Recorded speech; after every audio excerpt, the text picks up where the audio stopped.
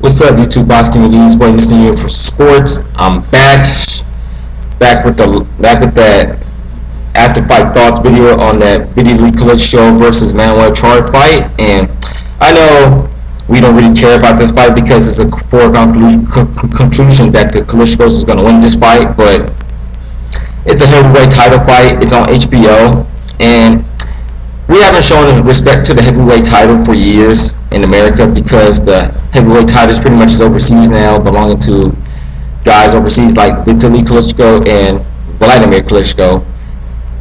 I'm going to get into it. I'm going to tell it the tape right quick.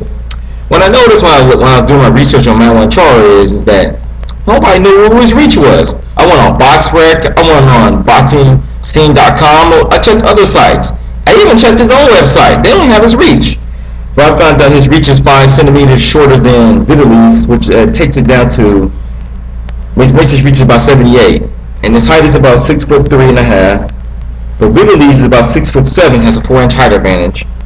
And he has 80 to 81 inch reach. So he has a 3-4 inch reach advantage. So obviously when I was watching this fight, the reach advantage actually took effect. And I'm gonna look at what Char did through my notes. He did well. He used the high guard in the first 2 rounds, and it was effective. Vitaly Klitschko couldn't get a clean hit on him besides the knockdown in the second round.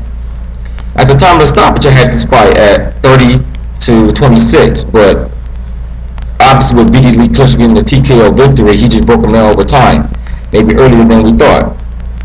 Also, I like that Char. He occasionally land a punch because Klitschko really would keep his hands down. Usually he'll have a high guard or he'll use the jab to keep distance, kind of like Lennox Lewis. But obviously Vitaly Klitschko didn't respect his power.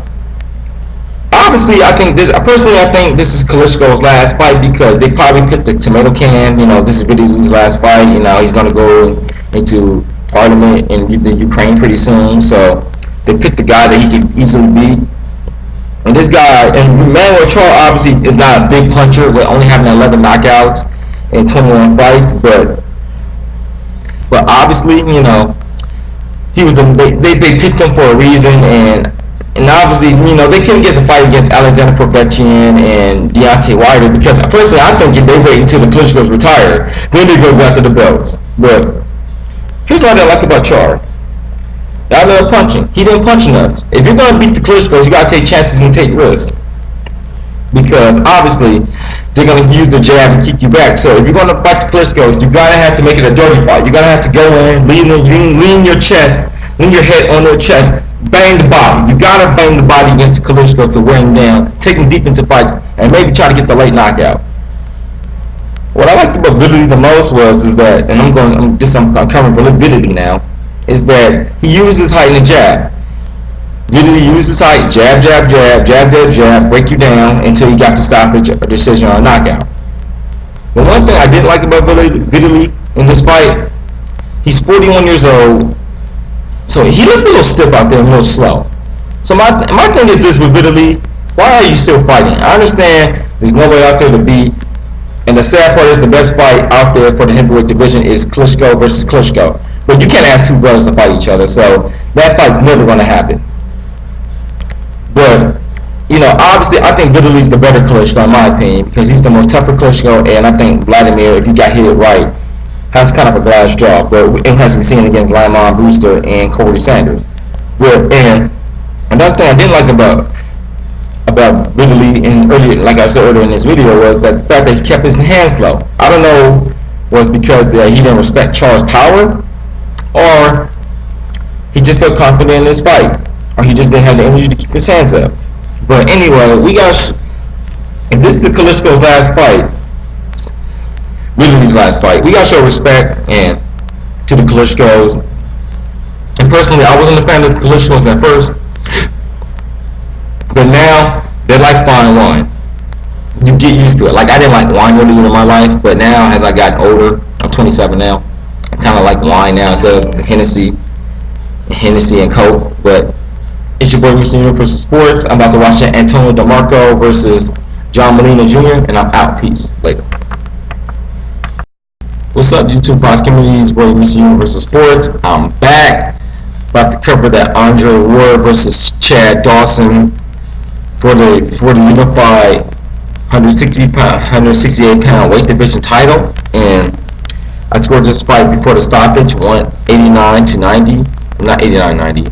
89 to 80 to 80. And here's what I thought about the fight. Now, before I scored this fight, and then before I watched the fight, here's my scouting report on Chad Dawson and Andre Ward. On Ward was speed. It's just a scouting combination of Ward. I'm gonna do that first. Quick combination, strong amateur background. The last fight he lost was when he was 14 years old against Jesus Gonzalez. So this man hasn't lost in over like 10 years, and he has a solid defense. And the weaknesses I picked up on Ward was before this fight was he lacks one punch knockout power. He proved me wrong. Well, he didn't knock him out, but he knocked him down 3 times. And he only fought one southpaw in his whole entire career. And that was the one big concern I had about Andre Ward in this fight. The last southpaw he fought in his career was Andy Noel, and he beat Andy Noel. But for the fact that he only fought one southpaw in his career, I was a little concerned about Andre Ward, but he easily proved me wrong in that regard. Now, here's the scouting report on Chad Dawson. Obviously, he's the taller man at 6'2". I have Andre Ward, even though HBO had him at 6'1", I think he's 6 feet tall. So I think Andre Ward's about 6 feet, and Chad Dawson's about 6'2", maybe a small 6'3". And he had a 5.5 inch reach advantage, which is 76 inches and a half, which I was concerned about because if you have a longer reach, then it'd be harder for you to get to the fighter's chin. But Andre Ward proved me wrong. His strengths was, and this is the strengths I came up with, is that he's very technically sound. He has decent hand speed. This is Chad Dawson. He has a very long reach for a light heavyweight, and he's elusive and he's a southpaw. If you're big, strong, and fast as a southpaw, it's hard for you to get fights. That's what Marvin Hagler's trainers told Marvin Hagler.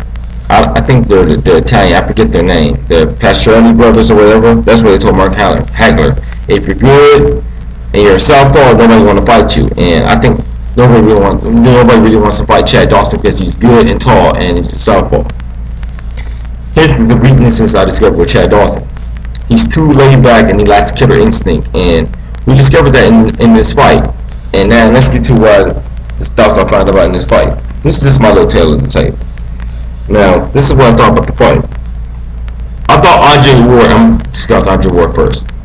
Ward did a very good job of fighting on the inside, landing short left hooks, landing body shots, doing his thing, taking away Dawson's reach. Also, he was working off the jab. He was stepping back 2 feet from Chad Dawson, working off the jab, and that's pretty good to disrupt his timing and speed. Also, he landed the left hook, which knocked him down twice in the fight.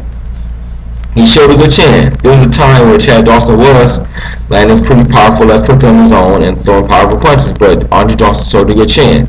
So that shows that to America, that in the world, that Andre Dawson has a pretty good chin since he got knocked down by Andre Boone, and he got rocked by another fighter, which I forget his name. Also, what I noticed what he did, and I mentioned this in Andre Ward's last video, was that he knows how to take you out of your fight plan. He has the uncanny ability, like Steve Nash and the Phoenix Suns did in the early 2000s, of implementing their fight style, implementing their play style, and using it against you. And that's what Chad Dawson did. And another thing I liked about Andre Ward, to me, he fought virtually a perfect fight against a taller fighter, was that he was working the body-head combination. Like Roy Jones always said, you work the body and the head. Work the body and the head. That keeps him off balance. The last thing I noticed what Andre Ward did, which was pretty good, was he landed the short right uppercut, which rocked Chad Dawson a couple of times. Now, I found a couple of good things that Chad Dawson did in this fight.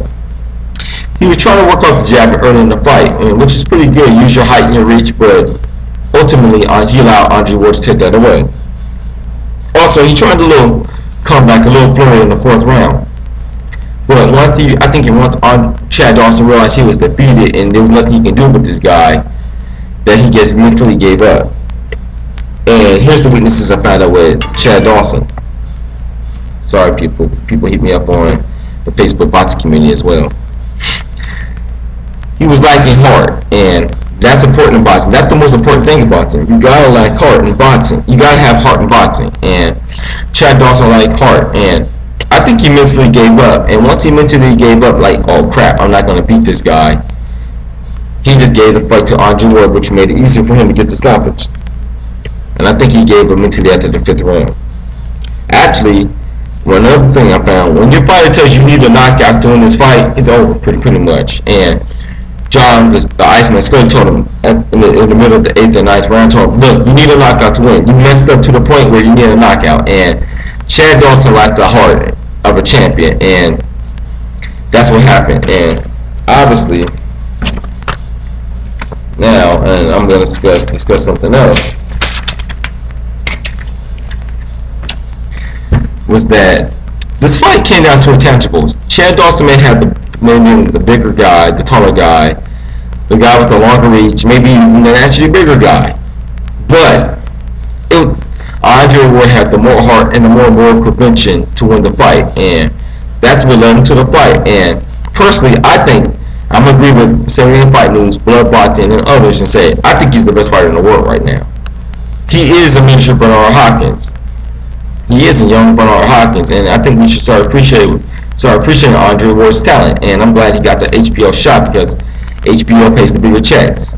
Andre Ward got $1.3 billion in this fight, and Chad Dawson got $600,000. Personally, I think that was a ripoff. I think Dawson, for a fight of this magnitude, should have got at least $1 million. But Andre Ward took risks in this fight. Chad Dawson tried to fight with himself, and he lost, and it bit him in the butt. And where I think both fights should go from here, obviously Chad Dawson should go back to 175 and fight John Pascal and Tavoris Cloud. Now for Andre Ward, it's tricky. He claimed at 168, but he doesn't have all the belts. So I think he should fight Arthur Abraham to get one of the belts again, and Carl Froch to become again. That way he can become an undisputed unified 168-pound champion.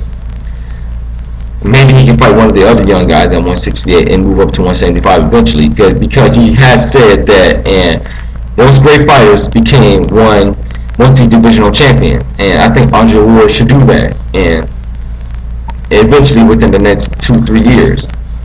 But I think he should at this time stay at 168 and clean it out even some more and get all the belts at 168.